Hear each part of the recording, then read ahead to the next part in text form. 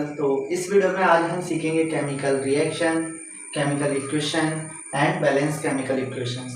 तो ये तीनों ही टॉपिक बहुत ज़्यादा इम्पोर्टेंट हैं, जानना बहुत ज़्यादा ज़रूरी हैं, क्योंकि ये बोर्ड एग्जाम में पूछे ही जाते हैं और बेसिक नॉलेज भी इनकी होनी ही चाहिए, ठीक है ना। तो चलिए हम समझते हैं सबसे पहले केमिकल रिएक्शन क्या होती है। देखिए भाई, कोई भी पहले रिएक्शन जैसे हो रही है, मैं भी सारी चीज़ें समझाऊंगा। सपोज करो एक रिएक्शन हो रही है A प्लस B, इससे कुछ फॉर्म हो रहा है, कुछ बन रहा है, ठीक है। ये अभिकारक हो गए, इससे कोई उत्पाद बन रहा है, लेट अस सपोज C, ठीक है। C बना या प्लस D भी कर सकते हैं, कुछ भी बन रहा है और कितने भी उत्पाद बन सकते हैं हमें नहीं पता। यहाँ पे कितने भी अभिकारक लिए जा सकते हैं हमें नहीं पता। अभिकारक मतलब रिएक्टेंट आप इंग्लिश में बोल सकते हैं, एंड यहाँ पे प्रोडक्ट आप बोल सकते हैं, ठीक है ना। तो कोई भी अगर रिएक्शन हो रही है किसके बीच में, केमिकल के बीच में, ठीक है ना।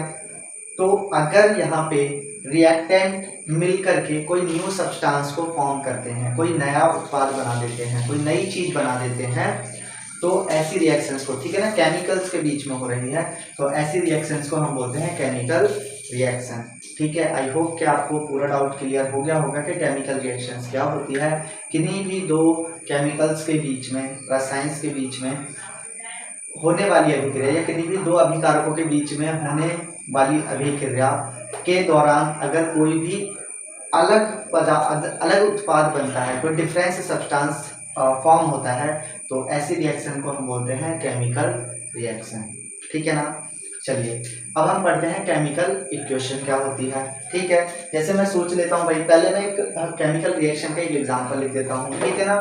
तो यहाँ पे हम लिखेंगे जैसे कि अगर हम कहें व्हेन हाइड्रोजन, ठीक है, चलो हाइड्रोजन पूरा लिख लेते हैं। हाइड्रोजन इज रिएक्ट विद भाई, हाइड्रोजन किसके साथ रिएक्ट करता है, सपोज कर लो ऑक्सीजन के साथ रिएक्ट करता है। ऑक्सीजन देन तो क्या चीज फॉर्म करेगा वो, तो फॉर्म करेगा देन फॉर्म वाटर को वो जो है फॉर्म कर देना, ठीक है।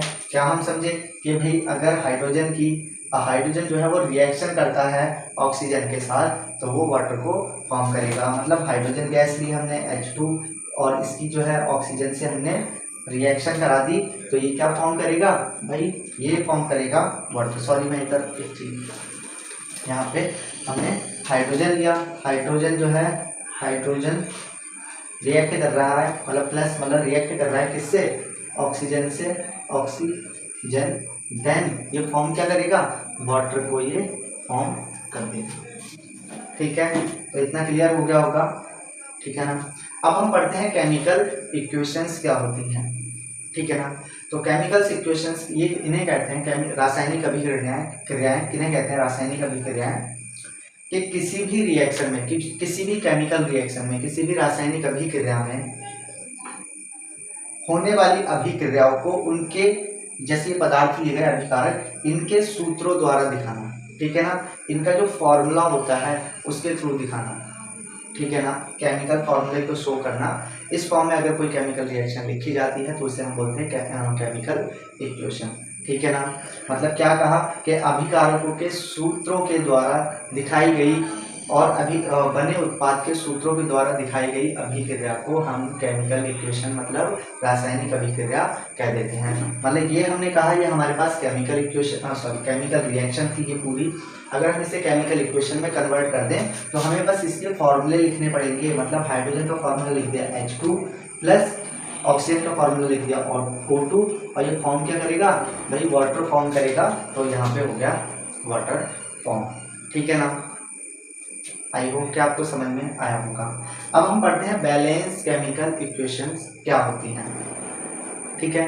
तो बैलेंस केमिकल इक्वेशन ये होती हैं कि जहाँ पे ये रिएक्टेंट हो गए, ठीक है, अभिकारक हो गए, इस साइड उत्पाद हो गए मतलब प्रोडक्ट हो गए। अगर किसी भी रिएक्शन में, किसी भी केमिकल इक्वेशन में, किसी भी केमिकल रिएक्शन में, किसी भी केमिकल इक्वेशन में नंबर ऑफ ऑल सब्सटेंस, जितने भी यहाँ पे सब्सटेंस है उन सभी के number same the number of product हो, मतलब जितने प्रोडक्ट बने उतने ही नंबर वहाँ पे भी हो, तो वो बैलेंस इक्वेशन होगी, ठीक है। नहीं आया समझ में, एक बार फिर से समझाते हैं कि मतलब जितने भी यहाँ पे हमने रिएक्टेंट लिए हैं, सपोज यहाँ पे H2 है, यहाँ पे O2 है, तो इसके प्रोडक्ट वाली साइड में भी H2 होने चाहिए, O भी 2 होने चाहिए, लेकिन यहाँ पे तो 2 है ही नहीं, तो ये अनबैलेंस इक्वेशन है। बनेगा तो वाटर, लेकिन ये अनबैलेंस इक्वेशन है, तो इसको बैलेंस हमको करना पड़ेगा। मतलब जितने एटम्स इस साइड है हाइड्रोजन और ऑक्सीजन के, उतने ही इस साइड भी एटम होने चाहिए हाइड्रोजन एंड ऑक्सीजन के।